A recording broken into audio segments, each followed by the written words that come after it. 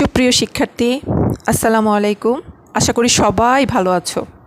আজকে আমি তোমাদের জন্য এমন একটি অধ্যায় নিয়ে এসেছি যেটাতে প্রায় শিক্ষার্থীর সমস্যা থাকে, প্রাপ্য হিসাবসমূহের হিসাবরক্ষণ। আজ তোমরা জানতে পারবে প্রাপ্য কী বা প্রাপ্য হিসাব কী, এর প্রকারভেদ ও পদ্ধতি এবং প্রাপ্য হিসাব তৈরির সহজ কৌশল, যে কৌশল অবলম্বন করে তোমরা সহজেই প্রাপ্য হিসাবসমূহের হিসাবরক্ষণের অঙ্ক করতে পারবে ইনশাআল্লাহ। ঠিক আছে, আমরা শুরু করছি। আশা করি তোমরা সাথেই আছো। প্রথমেই জেনে নেওয়া যাক প্রাপ্য কী। তোমরা স্ক্রিনে দেখতে পাচ্ছ, দেওয়া আছে বাকিতে পণ্য বিক্রয়, সেবা প্রদান কিংবা অন্য কোনো কারণে অপর কোনো প্রতিষ্ঠানের কাছে প্রাপ্য আর্থিক দাবিকে প্রাপ্য হিসাব, প্রাপ্য টাকা বা প্রাপ্য হিসাব বলে। ঠিক আছে, মানে আমি যদি কোনো পণ্য বিক্রয় করি, ঠিক আছে, বাকিতে বিক্রয় করলেই তো প্রাপ্যের সৃষ্টি হয়, তাই না? সে বাকিতে বিক্রয় করলে প্রাপ্যের সৃষ্টি হয়, এটা আমরা সবাই জানি। সেটার জাবেদা কী হয় বলো তো? প্রাপ্য হিসাব ডেবিট, বিক্রয় হিসাব ক্রেডিট। ঠিক আছে, তাহলে জিনিসটা আবার বলি, বাকিতে পণ্য বিক্রয়, সেবা প্রদান কিংবা অন্য কোনো কারণে অপর কোনো প্রতিষ্ঠানের কাছে প্রাপ্য আর্থিক দাবিকে প্রাপ্য টাকা বা প্রাপ্য হিসাব বলে। প্রাপ্য হিসাবের প্রকারভেদ দেখো, প্রাপ্যের প্রকারভেদ নিচে দেওয়া আছে দেখো। প্রাপ্য হিসাব 2 প্রাপ্য বিল এবং 3 নম্বর হচ্ছে অন্যান্য প্রাপ্য হিসাব।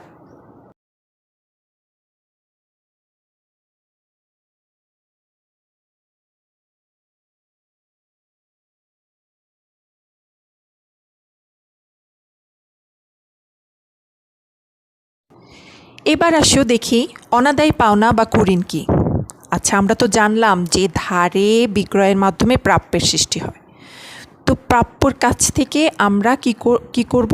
প্রাপ্যর কাছ থেকে আমরা আসলে টাকা পাই, আর যদি টাকাটা না পাই সেটি কি অনাদায়ী পাওনা বা কুঋণ, তাই না? আচ্ছা, তো এটা সংজ্ঞাটা কি দেখো, দেনাদারের আর্থিক বিপর্যয়, দেউলিয়া বা অন্য কোনো কারণে প্রাপ্য ঋণের বা পাওনার যে অংশ আদায়ের সম্ভাবনা থাকে না তাকে কুঋণ বা অনাদায়ী পাওনা বলে। ঠিক আছে, আচ্ছা, তোমরা নিচে দেখতে পাচ্ছ অনাদায়ী পাওনা খরচ হিসাবভুক্তকরণ পদ্ধতিগুলো কয়টা? 2টো। ঠিক আছে, একটা হচ্ছে প্রত্যক্ষ অবলোপন পদ্ধতি এবং আরেকটি হচ্ছে ভবিষ্যৎ ব্যবস্থা পদ্ধতি। আচ্ছা, তোমাদেরকে প্রাপ্য হিসাবের হিসাবরক্ষণ এগুলো করার জন্য শুধু অঙ্কই করো, কোনো বিশ্লেষণাত্মক কোনো কিছু পড়ো। আচ্ছা, আমাকে বলো তো, প্রাপ্য হিসাবের হিসাবরক্ষণ করব, আর প্রাপ্য কাকে বলে, অনাদায়ী পাওনা কাকে বলে, এগুলোই যদি না জানি তাহলে আমি কিভাবে অঙ্ক মনে রাখবো, কিভাবে অঙ্ক বুঝবো? এজন্যই আজকে প্রাপ্য কী এবং অনাদায়ী পাওনা কী এটা আমি ভালোভাবে বললাম। আচ্ছা, এবার আসো পদ্ধতি সম্পর্কে কিছু বলি। তোমরা পদ্ধতি সম্পর্কে 2টো তো বলেছি, এবার বাকি বিস্তারিত বলছি। পদ্ধতি 2টার প্রথম পদ্ধতিটা কি? প্রত্যক্ষ অবলোপন পদ্ধতি। তোমরা স্ক্রিনে দেখতে পাচ্ছ, প্রত্যক্ষ অবলোপন পদ্ধতি হচ্ছে প্রাপ্য হিসাবের বা বিবিধ দেনাদারের যে হিসাব বছরে অনাদায়ী হয় সে বর্ষে সংশ্লিষ্ট দেনাদারের কাছ থেকে পাওনা টাকাকে খরচ হিসেবে অবলোপন করা হয়। অর্থাৎ যে বর্ষে দেনাদারের কাছ থেকে টাকা পাওয়া যাবে না সেটাকে খরচ হিসেবে কি করা হয়? অবলোপন করে হিসাবভুক্ত করা হয়। মানে যদি অনাদায়ী পাওনা সৃষ্টি হয় তখনই হিসাবভুক্ত করা হয়। ঠিক আছে, যে বর্ষে অনাদায়ী পাওনা সৃষ্টি হয় সেই বর্ষেই কি হয়? হিসাবভুক্ত করা হয়। তাহলে জাবেদাটা এখানে কি? অনাদায়ী পাওনা হিসাব ডেবিট এবং প্রাপ্য হিসাব ক্রেডিট। তারপরে দেখো 2 নম্বর ভবিষ্যৎ ব্যবস্থা পদ্ধতি। এটা কিন্তু খুব ইম্পর্ট্যান্ট পদ্ধতি। অনাদায়ী পাওনা নিশ্চিত হোক বা না হোক, ভবিষ্যৎ ব্যবস্থা পদ্ধতিতে প্রতি বছরের শেষে অনুমানের ভিত্তিতে অনাদায়ী পাওনা সংক্রান্ত খরচ হিসাবভুক্ত করা হয় এবং আয়ের বিপরীতে বিশদ আয় বিবরণীতে কি করা হয়? চার্জ করা হয়। মানে যে কোনো বছরে অনাদায়ী পাওনাটা সৃষ্টি হোক বা না হোক, সেটা কি করবে? এখানে অনুমানের উপর ভিত্তি করে কি করা হয়? হিসাবভুক্ত করা হয়। ঠিক আছে, তাহলে ভবিষ্যৎ ব্যবস্থা পদ্ধতি বুঝতে পারলাম, এটাই কিন্তু ইম্পর্টেন্ট পদ্ধতি। এই ভবিষ্যৎ ব্যবস্থা পদ্ধতিকে অনুমেয় বা অনুমিত অনাদায়ী পাওনা বা অনাদায়ী পাওনা সঞ্চিতি হিসাব বলা হয়। আসো, অনুমেয় বা অনুমিত অনাদায়ী পাওনা বা অনাদায়ী পাওনা সঞ্চিতি কিভাবে হিসাবভুক্তি করা যাবে? ভবিষ্যৎ সঞ্চিতি পদ্ধতিতে প্রত্যেক বছর শেষে অনাদায়ী পাওনার পরিমাণ অনুমান করা হয় এবং খরচ হিসেবে হিসাবভুক্ত করা হয়। এতে আয় ও ব্যয় এর মিলকরণ সম্ভব হয়। এর জাবেদা কী হবে? অনাদায়ী পাওনা হিসাব ডেবিট, অনাদায়ী পাওনা সঞ্চিতি হিসাব ক্রেডিট। ঠিক আছে, তাহলে আসো এবার একটি উদাহরণের মাধ্যমে বুঝে নেই। মনে করি 2018 সালে ফারজানা অ্যান্ড কোং এর ধারে বিক্রয় 25 লক্ষ টাকা। এর মধ্যে 5 লক্ষ টাকা 31শে ডিসেম্বর 2018-তে বকেয়া আছে। অনুমান করা হলো বকেয়া পাওনার 20,000 টাকা আদায়যোগ্য হবে না। এটা একটা অঙ্ক দিলাম। উক্ত আনুমানিক অনাদায়ী পাওনা লিপিবদ্ধের জন্য সমন্বয় জাবেদা হবে কি? নিম্নরূপ দেখো, অনাদায়ী পাওনা হিসাব ডেবিট 20,000 টাকা এবং অনাদায়ী পাওনা সঞ্চিতি হিসাব ক্রেডিট 20,000 টাকা। এখানে অনাদায়ী পাওনা বিশদ আয় বিবরণীতে পরিচালন খরচ হিসেবে কি হয়? পরিচালন খরচ হিসেবে দেখানো হয়। আর অনাদায়ী পাওনা সঞ্চিতি হিসাব প্রাপ্য হিসেবের সেই অংশ যা ভবিষ্যতে পাওয়া যাবে না বলে কি করা হয়েছে? মনে করা হয়েছে, মানে মনে করে হিসাবভুক্ত করা হয়েছে। ঠিক আছে, এখন আসো অঙ্ক সমাধানের কৌশল সম্পর্কে জেনে নিই। এই অঙ্ক সমাধান মানে এই চ্যাপ্টারের অঙ্কগুলো সমাধানের জন্য বেসিক্যালি তোমাকে 6টা জিনিস খুব গুরুত্ব সহকারে অবশ্যই মনে রাখতে হবে। ঠিক আছে, তোমরা স্ক্রিনে দেখতে পাচ্ছ অঙ্ক সমাধানের কৌশলের 1 নম্বরটা কি?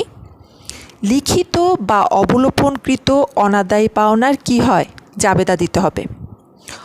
অলিখিত বা অবলোপন করা হয়নি অনাদায়ী পাওনার জাবেদা দিতে হবে। ঠিক আছে, মানে শুধু অনাদায়ী পাওনা, সেটা লিখিত হোক বা অলিখিত হোক, দোনোটারই তোমার কি দিতে হবে? জাবেদা আসবে। 1 নম্বর পয়েন্ট। ঠিক আছে, 2টা গেল পয়েন্ট। 3 নম্বরটা কি? তোমাকে চার্জযোগ্য অনাদায়ী পাওনা খরচ নির্ণয় করতে হবে। চার্জযোগ্য অনাদায়ী পাওনা খরচ নির্ণয় করতে হবে। এটা কি জানো? এটাই কিন্তু আসলে পরিচালন খরচ। আমরা যে আর্থিক অবস্থার বিবরণীতে বিশদ আয় বিবরণী, আর্থিক বিবরণীর বিশদ আয় বিবরণীতে কি করি? পরিচালন খরচে অনাদায়ী পাওনার পোর্শনটা করি না?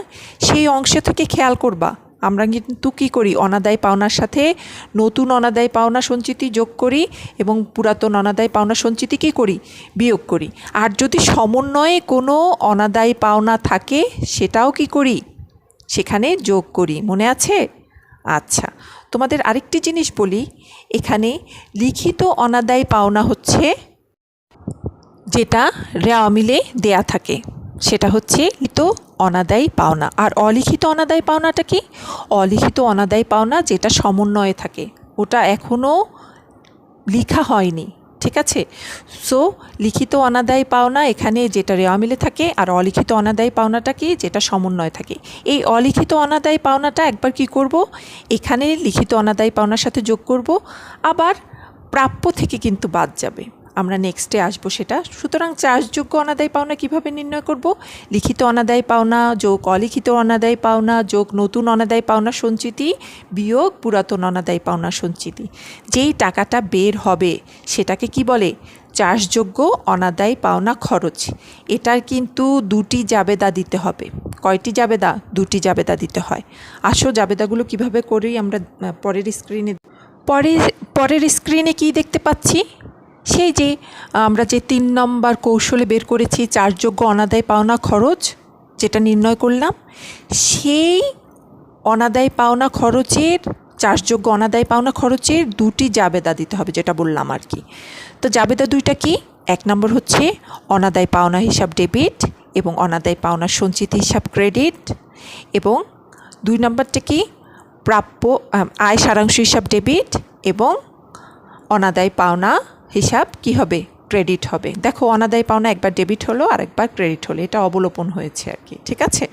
আচ্ছা যাই হোক, এরপরে আসো 5 নম্বর কৌশল, যেটা নতুন অনাদায়ী পাওনা সঞ্চিতি তোমাকে কি করতে হবে, অবশ্যই নির্ণয় করতে হবে। যদি দেয়া থাকে নতুন পাওনা সঞ্চিতি তাহলে তা নির্ণয় করার দরকার নাই, কিন্তু বেশিরভাগ ক্ষেত্রেই প্রাপ্যের উপরে নতুন অনাদায়ী পাওনা সঞ্চিতি নির্ণয় করতে বলে।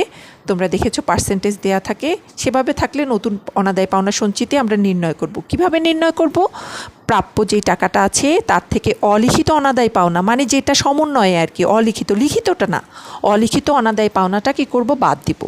বাদ দেওয়ার পর যেই টাকাটা আসে সেটার উপর পার্সেন্টেজ ধরে আমরা নতুন অনাদায়ী পাওনা সঞ্চিতি কি করব, নির্ণয় করব। এরপরে আসো 6 নম্বর কৌশল। পুরাতন হোক বা নতুন অনাদায়ী পাওনা সঞ্চিতি হোক, কোনোটারই কি জাবেদা হয় না, এখানে কোনো কিছুরই জাবেদা হবে না। এই 6টা ট্রিক্স বা কৌশল যদি তোমরা অবলম্বন করতে পারো এবং মনে রাখতে পারো তাহলে সহজেই তোমরা অঙ্ক সমাধান করতে পারবে। তোমাদের এই ক্ষেত্রে একটা জিনিস না বললেই নয়, এই 6টা কৌশলের মধ্যে প্রথম 2টা কৌশলের জাবেদাটা একটু বলে দিই। তোমরা স্ক্রিনে দেখতে পাচ্ছ, অনাদায়ী পাওনা সঞ্চিতি হিসাব ডেবিট এবং প্রাপ্য হিসাব ক্রেডিট, ঠিক আছে। আরেকটা জিনিস বলে দিই, এই 6টা কৌশল ছাড়াও যদি নর্মালি ধারে বিক্রয়, বিক্রয় ফেরত এবং প্রাপ্য হতে আদায় এগুলো যদি থাকে তাহলে এগুলোর কিন্তু জাবেদা দিতে হবে যদি জাবেদা চায়, ঠিক আছে। এবং নর্মালি খতিয়ান জাবেদা থেকে খতিয়ান করতে পারবে। এবং এরপরে আমি যখন অঙ্ক করাবো, অঙ্ক করার সময় তোমাদেরকে দেখিয়ে দিব যে কিভাবে এখানে আর্থিক অবস্থার বিবরণীটা তৈরি করতে হয়।